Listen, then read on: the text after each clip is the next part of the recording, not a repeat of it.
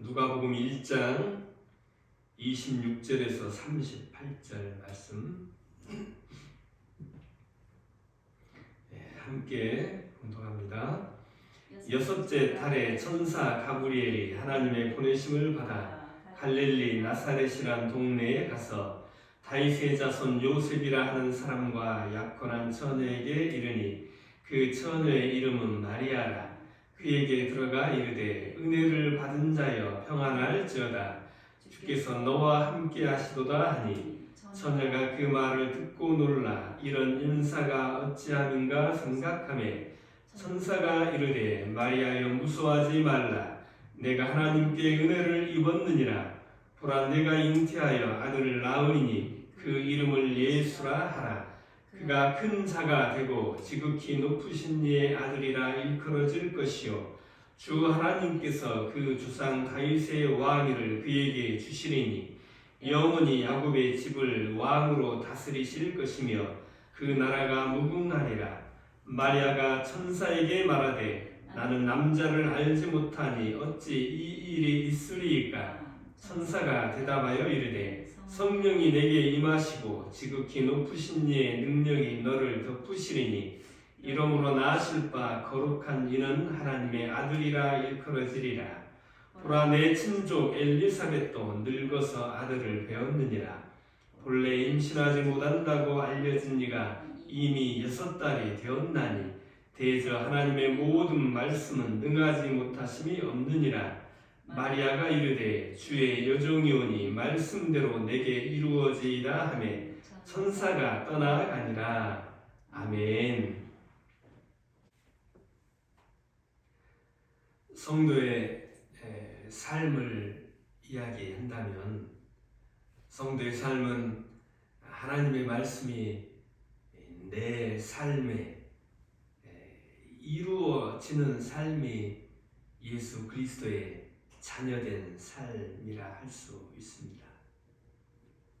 하나님의 말씀이 내 안에 실현되고 하나님의 뜻이 실현되어지는 거죠.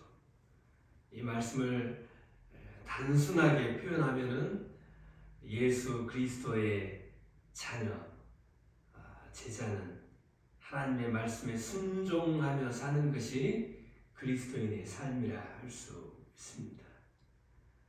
그러나 우리는 이 말씀, 하나님의 말씀에 순종하기가 때로는 어렵습니다. 사실은 쉬운 거지만 그 말씀에 순종하며 나아가기까지 믿음의 여러 훈련들이 필요하게 된 거죠. 오늘 하나님의 천사 가브리엘이 엘리사벳에게 찾아갑니다. 엘리사벳에게 찾아간 이후에 다시 마리아에게 찾아가는 거죠. 엘리사벳은 사가랴, 다시 말하면 제사장의 부인이었어요. 나이가 들어도 이 부부에게 자식이 없었던 거죠. 1장 7절에 이렇게 기록합니다. 엘리사벳이 잉태를 못함으로 그들에게 자식이 없고 두 사람이 나이가 많더라. 그러니까 하나님의 인간의 불가능한 상황을 기록합니다. 그런데 가브리엘 천사가 엘리사벳에게 1장 13절에 내 아내 엘리사벳이 내게 아들을 낳아 주리니 그 이름을 요한이라 하라. 제사장 사가랴 그리고 그의 부인 엘리사벳에게 자식이 없었고 자식이 없는 삶에 다른 가정보다 행복이 적었을 거예요. 그런데 가브리엘의 말을 통하여 하나님의 뜻이, 하나님의 말씀이 사가랴와 엘리사벳 이 가정에 이루어지게 된 것입니다. 6달 후에 가브리엘이 갈릴리 나사렛 지방의 마리아에게 찾아갑니다. 요셉과 마리아는 정혼한 상태죠. 지금 표현으로 말하면 약혼과 비슷합니다. 요셉은 다윗의 자손으로 기록하고 있죠. 결혼한 것은 아니지만 약혼, 정혼한 상태이기 때문에 죽음이나 이혼 외에는 관계를 깰 수가 없는 그런 상태죠. 천사가 마리아를 향해 말합니다. 은혜를 받은 자여 평안할지어다. 주께서 너와 함께 하시도다. 천사의 방문에 마리아는 깜짝 놀랍니다. 또다시 천사가 말하죠. 무서워하지 말라. 내가 하나님께 은혜를 입었느니라. 하나님의 은혜를 입었다. 2번이나 반복하죠. 은혜를 입었다. 지금 표현으로 말하면 하나님께 복을 받았다. 이런 뜻이라 할 수 있습니다. 다시 말하면 마리아, 요셉과 마리아에게 좋은 일이 있다는 말이죠. 하나님의 은혜를 입었다. 그런데 뜻하지 않게 가브리엘 천사가 이 말을 남겨 전해줍니다. 보라, 내가 잉태하여 아들을 낳으리니 그 이름을 예수라 하라. 아직 결혼하지 않은 이 두 사람에게 잉태하여 아들을 낳겠다.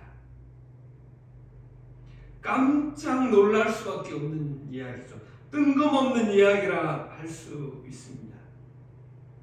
예수는 히브리식 이름 여호수아의 헬라식 이름이죠. 이 뜻은 여호와께서 구원하신다 이런 뜻이죠. 여호수아가 이스라엘 민족을 약속의 땅으로 인도했듯이 예수께서 이스라엘 백성을 생명으로 구원으로 인도하실 것이다 이런 뜻이 됩니다.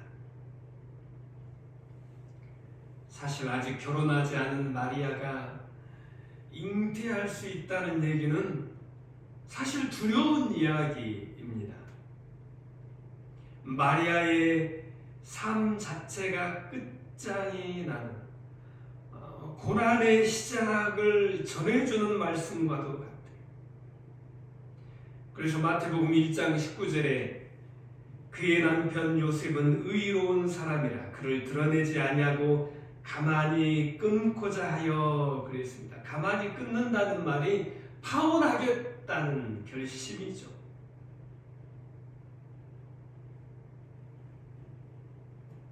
요셉은 그의 아내 마리아의 몸의 변화를 보았을 거예요. 이 사실이 사람들에게 알려지면 마리아는 인생이 끝나는 거죠. 요셉과 마리아의 가정이 파탄나는 거죠. 마음의 혼란이 찾아왔을 것입니다. 요셉은 의로운 사람이라 하나님의 말씀에 순종하는 사람이라 또 마리아를 사랑하기에 드러내지 않고 가만히 없었던 일로 파혼하기로 했다는 거죠. 이런 일이 마리아에게 가브리엘 천사를 통해서 들려졌을 때 마리아는 근심하지 않을 수 없었어요. 혼자 얼마나 마음 졸이고 있었을까요? 두려운 일이 아니었겠습니까?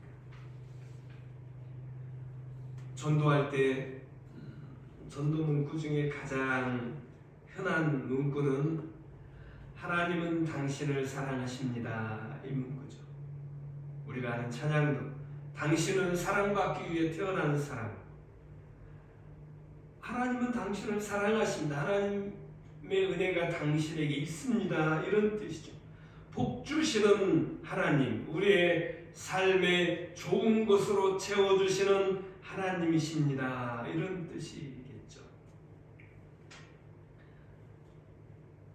내가 하나님을 사랑하고 하나님께 사랑받는 자녀라고 말하는데 난 왜 이렇게 내 삶이 힘든지, 때로는 질병이 찾아오고 실패가 있고 원하는 대로 이루어지지 채워지지 않는 일들이 많이 있습니다. 때로는 이해할 수 없는 일들이 일어나요. 아니, 이해할 수 없는 일들이 훨씬 더 많습니다. 지난 3년 동안 코로나로 보냈어요.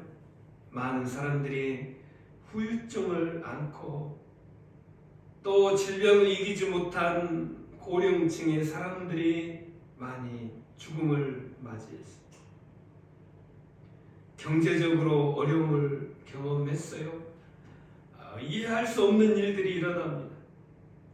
또 러시아와 우크라이나 전쟁이 아직도 지속되고 있고 우크라이나는 아직도 50만 명이나 되는 사람을 징집하겠다고 선언하고 있습니다. 이스라엘 팔레스타인 전쟁이 지금도 지속되고 있고 지진과 산불이 끊이지 않고 하나님께서 다스리신다고 하는데 하나님께서 온 우주 만물을 다스리신다고 말하는데 우리의 삶의 형편과 우리의 세계는 여전히 고통 가운데 있습니다. 중국은 대만과 통일하겠다는 거예요. 이 갈등이 쉽사리 해결될 기미조차 보이지 않습니다.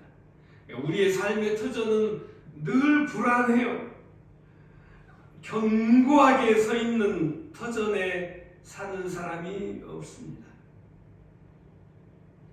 세계도 불안하고 개인의 삶도 늘 위협을 받습니다.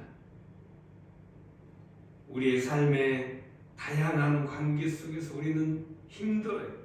불편하게 하는 일들이 많습니다. 직장에서, 사회에서, 학교에서, 지역 사회에서 내 미래의 삶까지도 위협을 받고 있고 힘들고 불안한 일들이 우리 안에 있습니다. 어느 것 하나 이해하기 힘든 일들만 넘쳐납니다.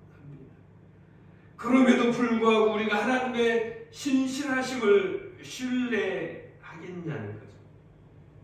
정말 하나님이 나를 사랑하시는 것이 맞나? 우리 가정을 사랑하나? 우리 교회를 사랑하나? 의심이 들 때가 있다는 거예요. 그러면 우리의 이 의심은, 이 불신앙은 합리적인가 생각해 볼 수 있겠어요.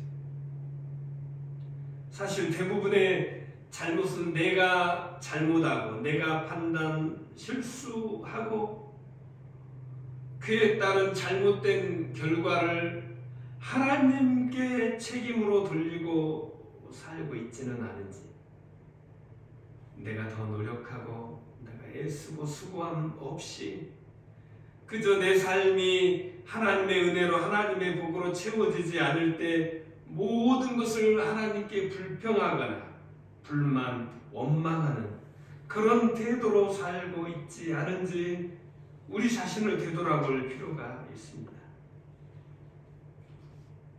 이해할 수 없는 가브리엘 천사의 방문에 마리아가 두려워하고 있는 것. 1장 36절에 보라 내 친족 엘리사벳도 늙어서 아들을 배웠느니라. 본래 임신하지 못한다고 알려진 이가 이미 6달이 되었나니 대저 하나님의 모든 말씀은 능하지 못하심이 없느니라. 인간의 불가능의 상황을 하나님은 가능케 하신다는 것을 엘리사벳을 통해서 마리아에게 보여주고 있습니다. 마리아의 잉태는 사람에 의한 것이 아니고 하나님의 전적인 권능에 의한 것이다 라고 말하는 거예요. 왜냐하면 사가랴와 엘리사벳도 임신할 수 없는, 잉태할 수 없는 그런 나이듦, 오랜 동안 아이도 없었고 나이 들어서 더 이상 자식을 기대할 수 없는 그 상황에서 이미 잉태된 지 6달이나 되었다고 말하고 있습니다. 마리아의 잉태는 요셉과 파혼이 얘기되는 거죠. 더 나아가 부정한 여인으로 몰려서 온갖 고초, 사회적인 지탄, 멸시를 받을 수밖에 없어요. 심지어는 돌에 맞아 죽을 수도 있는 운명입니다. 얼마나 무서운 일이에요. 그럼에도 불구하고 마리아의 반응은 믿음의 반응이었어요. 인간의 생각으로는 도저히 이해할 수 없는 상황이지만 마리아의 응답은 믿음의 반응입니다. 요셉과 마리아는 정혼한 사이 얼마나 두 사람의 행복한 미래를 꿈꿨겠어요. 얼마나 좋은 일들을 계획했겠어요. 얼마나 새로운 미래에 대한 부푼 꿈으로 행복한 시간들을 보냈을까요? 가브리엘 천사의 방문에 이 모든 것이 송두리째 끝장나는 것 같은 상황에서 이 모든 일은 하나님께서 이루신 계획하신 섭리라는 가브리엘 천사의 반응에 믿음으로 반응합니다. 1장 38절에 주의 여종이오니 말씀대로 내게 이루어지이다 하며 그제서야 천사가 떠나가니라. 마리아의 믿음의 응답으로 천사가 떠난 거예요. 천사가 떠나자 마리아는 앉아 있을 수가 없었습니다. 1장 39절에 이때 마리아가 일어나 빨리 산골로 가서 유대 한 동네에 이르러 사가랴의 집에 들어가 엘리사벳에게 문안하니 이렇게 기록합니다.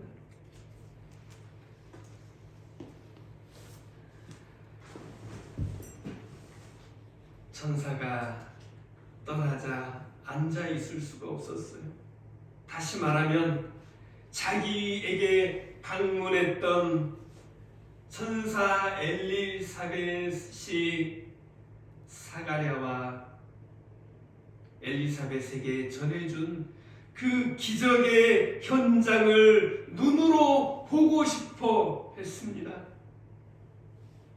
믿음의 사건, 눈으로 보고 싶었어요. 인간의 불가능을 뛰어넘으시는 하나님의 능력을 눈으로 보고 싶어 했습니다. 여러분, 이게 믿음이에요. 믿음의 사람은 하나님의 전능하심을 경험하고 싶어 하는 거예요. 하나님의 일하심, 역사하심을 눈으로 보고 싶어 하는 겁니다. 기대감이 있어야 한다는 겁니다. 내 삶의 미래, 우리 교회의 미래, 우리 가정의 미래에 대한 기대와 소망이 없다. 이 말은 믿음이 없다는 증거라는 거예요. 마리아가 있던 곳과 엘리사벳이 있던 곳은 거리가 상당히 됩니다. 80km, 100km 되는 거리예요. 지금은 뭐 자동차가 있고 좋은 길이 있어서 금방 가는 길이지만 100km 이 정도 되면은요, 과거에는 3일 정도의 여행길이었어요. 그냥 쉽게 떠날 수 있는 길이 아니라는 거예요. 그런데 마리아는 앉아 있을 수가 없었어요. 그래서 1장 39절에 이때 마리아가 일어나 빨리 산골로 가서, 우리가 아는 대로 마리아와 엘리사벳은 친족입니다. 누군지 다 아는 사이의 친족이기 때문에 빨리 산골로 가서 이때 마리아의 마음이 어땠을까요? 보고 싶어 했어요. 하나님의 증거, 하나님의 살아계신 역사를 눈으로 보고 싶어 했습니다. 여러분, 우리의 마음도 이런 마음, 하나님의 역사하심을 눈으로 보고 싶어하는, 경험하고 싶은 열정이 우리 안에 넘치기를 원합니다. 그리고 40절에 1장 40절에 사가랴의 집에 들어가 엘리사벳에게 문하라니 그랬어요. 마리아는 하나님의 역사하심을 보아야만 했습니다. 여러분, 믿음은 언제 표현됩니까? 어렵고 힘들 때죠. 지칠 때입니다. 모든 것이 잘 될 때 누가 감사하지 못하겠어요? 인생이 순탄하게 앞길이 펼쳐질 때 누가 감사하지 않겠어요? 어렵고 힘들 때, 지칠 때 결단하는 것이 진짜 믿음이라는 거예요. 주의 여정이 오니 말씀대로 내게 이루어지이다. 그때 천사가 떠났어요. 다시 말하면 합격 이 말이에요. 여러분, 우리의 믿음, 우리의 신앙이 하나님 앞에 합격 점수를 받기를 원합니다.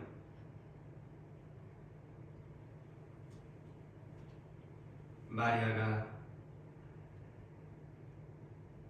천사 가브리엘에 전해준 말이 다 이해되었기 때문에 순종한 것 아닙니다. 아직 결혼하지 않고 남자를 모르는데 잉태된다는 것을 우리의 이성으로, 내 생각으로 이해할 수 없는 사건이에요.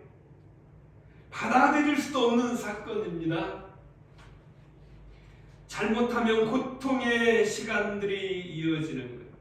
사람들에게 알려지고 이웃들에게 알려지면 그곳으로 인해 파혼과 고통과 죽음이 기다리고 있을지도 모르는 그 가브리엘 천사의 메시지 앞에서 아멘으로 응답하는 것이죠.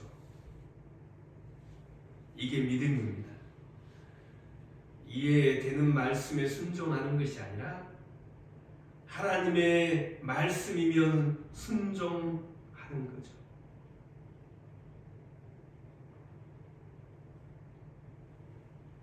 가브리엘을 통해 마리아에게 하나님의 모든 말씀은 능하지 못하심이 없느니라. 하나님은 전능하신 분입니다. 하나님은 능력이 한이 없으신 분입니다. 하나님은 내 삶을 다 꿰뚫어 보시는 분입니다. 내 마음이 어떤지, 어떤 상태인지 다 아신다는 거예요. 여러분, 내 삶의 상황이 어떠하든지, 내가 어디에 있든지 문제가 되지 않아요. 하나님의 계획하심은 내 삶 속에 반드시 이루어질 줄로 믿습니다. 우리가 힘들면, 내가 어려울 때면 사랑의 하나님이 지금 이 자리에 역사하셔서 해결해 주실 것을 기대하죠. 지금 해결해 달라고 요청합니다. 하나님, 지금 힘들어요. 지금 어렵습니다. 지금 이 자리에 내 문제를 해결해 주세요. 그런데 여러분, 하나님은 언제나 하나님의 때에 하나님의 방법대로 인도하시는 줄로 믿습니다. 우리가 기다리지 못하는 거예요. 하나님의 때에 조바심을 내는 거예요. 마리아는 천사의 음성을 들었고 엘리사벳을 통해 그 증거를 보게 됩니다. 여러분, 오늘 우리는 누구로부터 하나님의 음성을 듣습니까? 우리가 기도할 때 하나님의 음성을 들을 수 있어요. 마음에 큰 감동이 내게 찾아올 수 있어요. 내가 기도하는 중에 하나님의 생명의 말씀이 기억이 날 수도 있습니다. 내가 찬양하는 중에 하나님이 내 마음을 감동케 하시고 나에게 세밀하게 말씀하시는 그 음성을 들을 수도 있어요. 과거의 구약의 이스라엘 백성들 또 선지자들은 하나님의 음성을 들었어요. 아직까지 기록된 말씀이 없었어요. 그렇죠. 성경이 없었습니다. 정경이 없었어요. 그때는 하나님의 음성을 들었어요. 지금은 우리는 기록된 하나님의 말씀을 다 가지고 있습니다. 언제 어디서든지 내가 원하면 하나님의 말씀을 읽고 들을 수 있어요. 사실 놀라운 사건입니다. 그런데 우리는 이미 기록된 하나님의 말씀을 얼마나 소홀하게 또 가볍게 여기는지 몰라요. 또한 하나님의 음성은 사람을 통해 들려지게 됩니다. 마리아는 천사 가브리엘을 통해서 하나님의 말씀을 들었어요. 오늘 나는 내 친한 친구를 통해서 하나님의 음성을 들을 수 있습니다. 그냥 친구의 말이 아니라 하나님의 음성으로 내게 전해주는 마치 천사가 되어 메신저가 되어서 하나님의 음성을 들을 수도 있는 거예요. 그런데 친구의 말을 소홀히 할 때 있어요. 남편과 아내의 말을 소홀히 할 때 있어요. 자녀의 말을 소홀히 할 때가 있어요. 직장 동료의 말을 소홀히 할 때가 있어요. 사실은 하나님은 내 친구나 부모나 자식이나 직장 동료를 통해서 하나님의 천사, 다시 말하면 하나님의 메신저로 하나님이 사용하신다는 사실을 우리가 모를 때가 있다는 거예요. 친구의 말은 인간 친구의 말이 아니라 하나님께서 보내신 천사 메신저일 수가 있다는 사실입니다.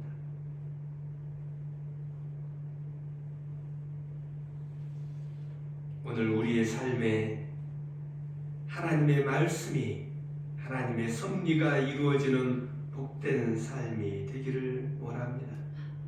이제 더 나아가 내가 누군가에게 하나님의 사자, 하나님의 메신저가 되어서 복과 은혜를 전달하는 통로가 되기를 원합니다.